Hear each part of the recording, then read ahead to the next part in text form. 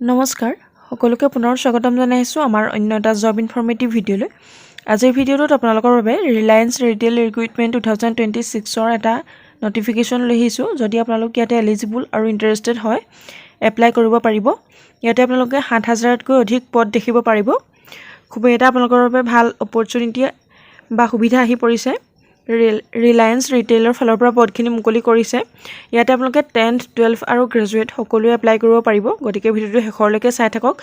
আপোনালোকে আন কেনেধৰণৰ এলিজিবিলিটি হ'লে ইয়াতে এপ্লাই কৰিব পাৰিব সকলোখিনি ডিটেইলছ আমি আলোচনা কৰিম। গতিকে ভিডিঅ'টো শেষৰলৈকে চাই থাকক। আপোনালোকৰ বাবে খুবেই এটা ভাল প্ৰাইভেট জবৰ নটিফিকেশ্যন ইয়াতে লৈ আহিছোঁ। এই ভিডিঅ'ত আমি সকলোখিনি ডিটেইলছ এই ৰিক্ৰুইটমেণ্টৰ বাবে আলোচনা কৰিছোঁ। গতিকে ভিডিঅ'টো শেষৰলৈকে চাই থাকক অলপো স্ক্ৰিপ্ট নকৰাকৈ। আৰু যদি আমাৰ চেনেলটোত প্ৰথমবাৰৰ বাবে ভিডিঅ' চাই আছে তেনেহ'লে চেনেলটো ছাবস্ক্ৰাইব কৰি ৰাখিব এনেধৰণৰ ইনফৰ্মেটিভ ভিডিঅ'সমূহৰ নটিফিকেশ্যন প্ৰতিদিনে লাভ কৰিবলৈ। আৰু আমাৰ হোৱাটছএপ চেনেল আৰু টেলিগ্ৰাম চেনেলত জইন হৈ ল'বলৈ নাপাহৰিব এনেধৰণৰ ইনফৰ্মেটিভ ভিডিঅ'সমূহৰ সৈতে প্ৰত্যক্ষভাৱে সংযুক্ত হৈ থাকিবলৈ। তেনেহ'লে আহক আমি দেৰি নকৰি ৰিলায়েন্স ৰিটেইল ৰিক্ৰুইটমেণ্ট 2026ৰ অভাৰভিউ চাওঁ আৰু আপোনালোকে কেনেধৰণৰ কোৱালিফিকেশ্যন হ'লে এপ্লাই কৰিব পাৰিব আৰু এজ লিমিট কিমান লাগিব, চিলেকশ্যন প্ৰচেছ কেনেধৰণৰ হ'ব, কেনেদৰে আপোনালোকে এপ্লাই কৰিব লাগিব সকলোখিনি ডিটেইলছ আমি এই ভিডিঅ'টোৰ যোগেদি আপোনালোকক দাঙি ধৰিম।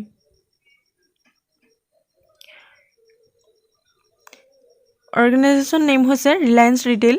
ৰিলায়েন্স ৰিটেইলৰ ফালৰ পৰা পদখিনি মুকলি কৰিছে আৰু ৰিক্ৰুইটমেণ্ট নেমটো আপোনালোকৰ Reliance retail recruitment 2026। Total vacancy আপোনালোকে ইয়াতে 7,000তকৈ অধিক পদ দেখিবলৈ পাব। খুবেই এটা ভাল অপৰচুনিটি। অল ইণ্ডিয়াৰ বাবে পদ মুকলি হৈছে 7,000তকৈ অধিক পদ আৰু জব টাইপটো হৈছে প্ৰাইভেট জব। আপোনালোকে ইয়াতে প্ৰাইভেট জব লাভ কৰিব পাৰিব আৰু পে স্কেলটো থাকিব আপোনালোকৰ 32,000ৰ পৰা 46,000 আপোনালোকে এক্সপেক্টেড এটা চেলাৰী লাভ কৰিব পাৰিব পাৰ মান্থ।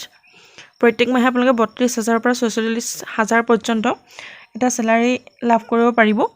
আৰু এপ্লিকেশ্যন মোডটো থাকিব অনলাইন। ইয়াতে আপোনালোকে অনলাইন মাধ্যমেৰে এপ্লাই কৰিব পাৰিব আৰু জব লোকেশ্যনটো থাকিব across India.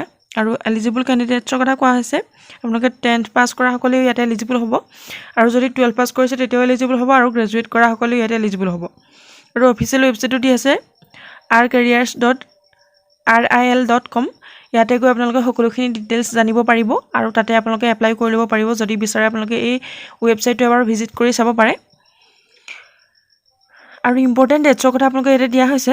Apply start date হৈছে 6 মাৰ্চ 2026। আপোনালোকে মাৰ্চৰ 6 তাৰিখৰ পৰা ইয়াতে এপ্লাই চলি আছে। আপোনালোকে যোনসকলে আগ্ৰহী হয় ইয়াতে এপ্লাই কৰিব পাৰিব। আপোনালোকে 11 এপ্ৰিল পৰ্যন্ত ইয়াতে যিহেতু এপ্লাই চলি থাকিব আপোনালোকে 6 মাৰ্চৰ পৰা 11 এপ্ৰিল পৰ্যন্ত ইয়াতে এপ্লাই কৰিব পাৰিব।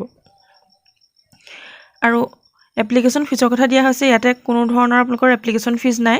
যিকোনো কেটেগৰী কেণ্ডিডেটে ইয়াতে ফ্ৰীকৈ এপ্লাই কৰিব পাৰিব। ইয়াতে কোনো ধৰণৰ আপোনালোকৰ বাবে এপ্লিকেশ্যন ফিজ ৰখা নাই। আৰু ইয়াৰ পাছতে আপোনালোকৰ ভেকেঞ্চি ডিটেইলছখিনি দিয়া হৈছে। কেনেধৰণৰ পদ আপোনালোকৰ বাবে মুকলি হৈছে, কোনটো পদৰ বাবে আপোনালোকে জব লাভ কৰিব পাৰিব সেইখিনি ইয়াতে দিয়া হৈছে। CSA cashier, greeter, customer service associates, store manager, trainee manager, assistant manager আৰু বিভিন্ন ধৰণৰ ইয়াতে পদ দেখিবলৈ পাব। খুবেই এটা ভাল সুযোগ আৰু আপোনালোকৰ বাবে অপৰচুনিটি আহি পৰিছে। আৰু এজ লিমিটখিনি দিয়া হৈছে 18 বছৰৰ পৰা 40 বছৰৰ কেণ্ডিডেটে ইয়াতে এপ্লাই কৰিব পাৰিব। যিখিনি 18ৰ পৰা 40 ইয়াৰ্ছৰ কেণ্ডিডেট আছে আপোনালোকে ইয়াতে এলিজিবল হ'ব। এইখিনি আছিলে আপোনালোকৰ এজ লিমিট।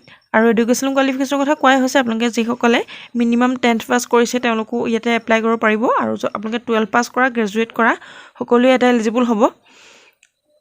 যিকোনো ষ্ট্ৰীমত আপোনালোকে যদি গ্ৰেজুৱেশ্যন কৰিছে তেতিয়াও আপোনালোকে এপ্লাই কৰিব পাৰিব। আৰু চিলেকশ্যন প্ৰচেছটোৰ কথা দিয়া হৈছে ইণ্টাৰভিউ এণ্ড ডকুমেণ্ট ভেৰিফিকেশ্যন। আপোনালোকে ইয়াতে কোনো ধৰণৰ লিখিত এক্সাম দিব নালাগে বা লিখিত পৰীক্ষা দিব নালাগে। আপোনালোকৰ ইয়াতে ইণ্টাৰভিউ হ'ব, তাৰপাছতে আপোনালোকৰ ডকুমেণ্ট ভেৰিফিকেশ্যনৰ যোগেদিয়ে চিলেকশ্যন প্ৰচেছটো হ'ব। আৰু how to apply for Reliance retail recruitment 2026। যদি আপোনালোক আগ্ৰহী হয় এই পদসমূহৰ বাবে, যদি আপোনালোকে ভাবিছে এই জবটোৰ বাবে আপোনালোকে এপ্লাই কৰিম বুলি, তেনেহ'লে আপোনালোকে কেনেদৰে এপ্লাই কৰিব লাগিব সেইখিনিও ডিটেইলছ ইয়াতে দিয়া হৈছে। আপোনালোকে প্ৰথমতে ৰিলায়েন্স ৰিটেইলৰ যিটো কেৰিয়াৰ্ছৰ অফিচিয়েল ৱেবছাইট আছে, অলপ আগতে আপোনালোকক কোৱা হৈছে অফিচিয়েল ৱেবছাইটটোৰ কথা, তাতে গৈ আপোনালোকে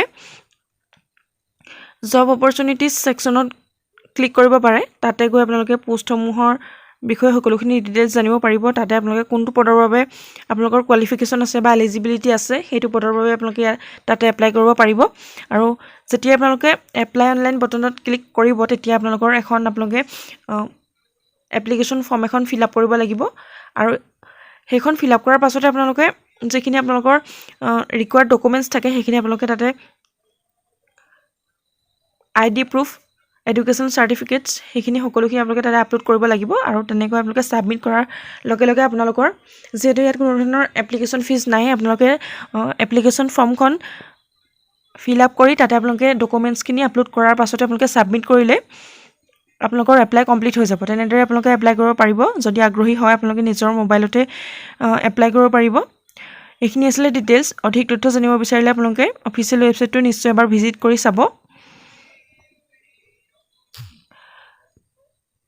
ইমানখিনি আছে ডিটেইলছ যদি আপোনালোকে ভিডিঅ'টো ভাল লাগে এটা লাইক কৰিবলৈ নাপাহৰিব আৰু চেনেলটোলৈ প্ৰথমবাৰৰ বাবে অহাসকলে চেনেলটো ছাবস্ক্ৰাইব কৰি ৰাখিব এনেধৰণৰ ইনফৰ্মেটিভ ভিডিঅ'সমূহ নটিফিকেশ্যন আপোনালোকে প্ৰত্যক্ষভাৱে লাভ কৰি থাকিবলৈ ভিডিঅ'টো শেষৰলৈকে চাই থকাৰ বাবে বহুত বহুত ধন্যবাদ